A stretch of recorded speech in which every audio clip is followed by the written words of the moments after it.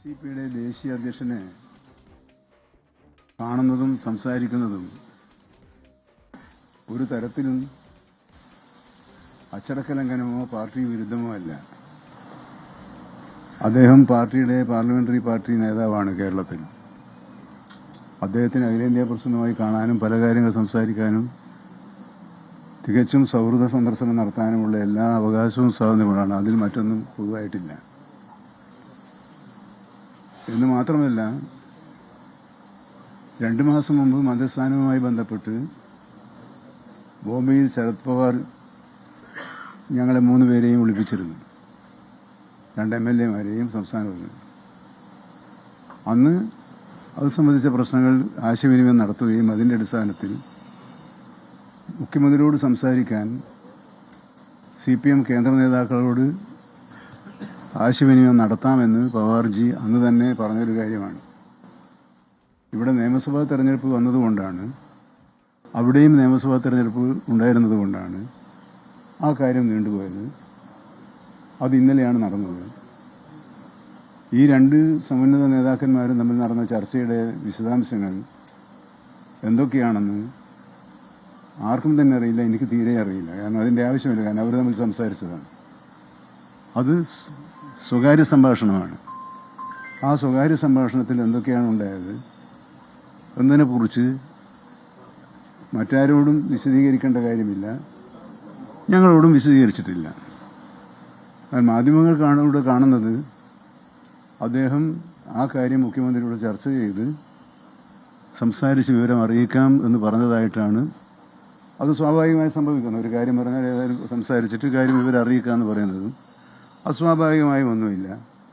ഈ തീരുമാനം 1.5 മാസം മുമ്പേ നമ്മൾ എടുത്തതിന് ശേഷവും കേരളത്തിൽ അത് ചർച്ചാ വിഷയമാക്കിയത് ഒരു നല്ല കാര്യമായിരുന്നില്ല എന്ന് ബന്ധപ്പെട്ടവർ മനസ്സിലാക്കണം എന്ന് എനിക്ക് പറയാം. എൻ്റെ നിലപാട് ഞാൻ നേരത്തെ വ്യക്തമാക്കിയിട്ടുള്ളതാണ്. തോമസ് കെ തോമസിന് മന്ത്രിയാകാൻ ഞാനെതിരല്ല, ഞാനൊരു തടസ്സവുമാവുകയില്ല. പക്ഷേ അതിനുള്ള ചില പ്രയാസങ്ങൾ നേരത്തെ തന്നെ മനസ്സിലാക്കിയത് കൊണ്ടാണ് ഡൽഹിയിൽ വെച്ച് നടന്ന ചർച്ചയിലും ഞാൻ രാജിവെക്കുന്നതിന് യാതൊരു തടസ്സവുമില്ല. പക്ഷേ പാർട്ടിക്ക് മന്ത്രിസഭയിൽ പ്രാതിനിധ്യമുണ്ടാകണമെന്ന കാര്യത്തിൽ എനിക്ക് നിർബന്ധമുണ്ട് എന്ന് ദേശീയ നേതൃത്വത്തെ അറിയിച്ചത്. മിനിയാന്ന് ചേർന്ന സംസ്ഥാന കമ്മിറ്റി യോഗത്തിലും ഈ നിലപാടാണ് ഞാൻ സ്വീകരിച്ചത്. ഞാൻ മാറുന്നത് തോമസിന് മന്ത്രിയാകാൻ എൻ്റെ മന്ത്രിസ്ഥാനം ഒരു തടസ്സമാവുകയില്ല എന്ന് ഞാൻ ഇപ്പോഴും ആവർത്തിക്കാൻ ഈ സന്ദർഭത്തിൽ ശ്രമിക്കുകയാണ്.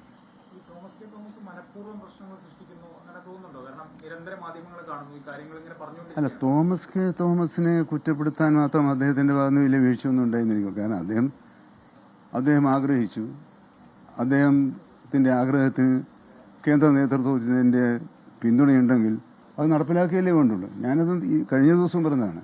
കേന്ദ്ര നേതൃത്വത്തിന് അങ്ങനെ ഒരു തീരുമാനം അത് നടപ്പിലാക്കേണ്ടതാരാണ്? അതിന്റെ ഉത്തരവാദിത്തം ആർക്കാണ്? അല്ല, മുഖ്യമന്ത്രിക്കല്ല. എൻ്റെ അല്ലല്ലോ പ്രശ്നം. തോമസ് കെ തോമസിനെ മുഖ്യമന്ത്രിയാക്കാനുള്ള ധാരണ, അല്ല മന്ത്രിസഭയിൽ അംഗമാക്കാനുള്ള ധാരണ ഉണ്ടെങ്കിൽ ആ ധാരണ നടപ്പിലാക്കേണ്ട ഉത്തരവാദിത്തം ആർക്കാണ്?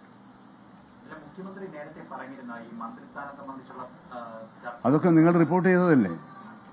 ഞങ്ങൾ 3 പേരും പോയി മുഖ്യമന്ത്രിയെ കണ്ട് പാർട്ടിയുടെ ആഗ്രഹം അറിയിച്ചല്ലോ. അറിയിച്ച ഘട്ടത്തിൽ അദ്ദേഹം വിയോജിപ്പുകൾ പറഞ്ഞു. ആ വിയോജിപ്പുകൾ മനസ്സിലാക്കിയതിനു ശേഷം കേന്ദ്ര നേതൃത്വത്തെ അറിയിക്കണമെന്ന് ശരത് പവാർ ഞങ്ങളോട് പറഞ്ഞു. അതിന്റെ അടിസ്ഥാനത്തിൽ ബഹുമാനപ്പെട്ട ശരത് പവാറിനോട് മുഖ്യമന്ത്രിയുടെ നിലപാട് ഇതാണെന്ന് പറഞ്ഞു. ആ ഘട്ടത്തിലാണ് അങ്ങനെയാണെങ്കിൽ കേന്ദ്ര നേതൃത്വവുമായി എൻ.സി.പിയുടെ ദേശീയ നേതൃത്വം CPM കേന്ദ്ര നേതൃത്വവുമായി ബന്ധപ്പെടാമെന്ന് പറഞ്ഞത്. അത് പറഞ്ഞിട്ട് ഇപ്പോൾ 2 മാസമായി. പക്ഷെ അത് നീണ്ടുപോകാൻ കാരണം മഹാരാഷ്ട്രയിലെ തെരഞ്ഞെടുപ്പും കേരളത്തിലെ ഉപതെരഞ്ഞെടുപ്പും നടക്കുന്ന ഘട്ടത്തിൽ ഇത്തരം ചർച്ചകൾ അപ്രസക്തവും അപ്രധാനമായ കാര്യങ്ങളാണ് എന്നുള്ളത് കൊണ്ട് തന്നെ നടന്നില്ല. ഇപ്പോൾ ആ ചർച്ച പുനരാരംഭിച്ചിട്ടുണ്ട്, അത്രയേ ഉള്ളൂ. മുഖ്യമന്ത്രി അതൃപ്തി ഉണ്ടാക്കിയ വിഷയത്തിൽ പാർട്ടി ഒരു ആഭ്യന്തര അന്വേഷണം നടത്തിയിരുന്നു. ആ റിപ്പോർട്ട് വന്നിട്ട് ഇപ്പോൾ 1 മാസം കഴിഞ്ഞിരിക്കുന്നു. ആ വിഷയത്തിൽ ഇപ്പോൾ ആ പഴയ അഭിപ്രായ വ്യത്യാസം ഇപ്പോഴും മുഖ്യമന്ത്രിക്ക് ഉണ്ടോ? അതുപോലെ മാറ്റം ഉണ്ടായിട്ടുണ്ടെന്ന് താങ്കൾ തോന്നുന്നുണ്ടോ? അല്ല, മാറ്റം ഉണ്ടെങ്കിൽ പിന്നെ അവരുടെ ദേശീയ നേതാവ് PB മെമ്പറായ പ്രകാശ് കാരാട്ടിനോട് എനിക്ക് വിരോധമില്ല എന്ന് പറഞ്ഞാൽ മറ്റന്നാൾ കാര്യം നടത്തുമല്ലോ. അഭിപ്രായ വ്യത്യാസം ഇല്ലെങ്കിൽ